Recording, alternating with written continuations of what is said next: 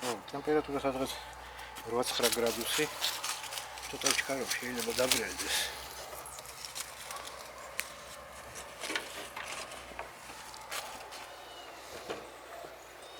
დავამშვენებ ტკიპაზე ბიპინით.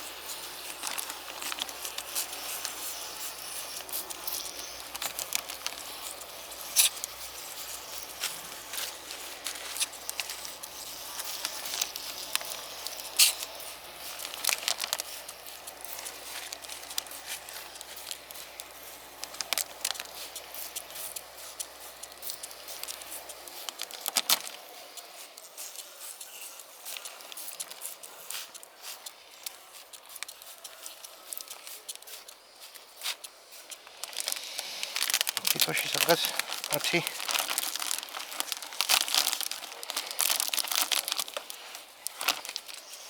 ეს დაკაჩავება შეუშვი. სადღაც ერთ დაკაჩავებაზე ამოდის სადღაც 1 მილიგრამი. კიქაში ჩავას ხმელი შევამოწმე შპრიცით, სადღაც ესე ამოდის. ძალიან მოხერხებული იმ შპრიცებით, სანამ დააგროვებ იმას და მე მოუხერხებელია და ამით უცბად ჩამოურბენ ჯერეგერთი.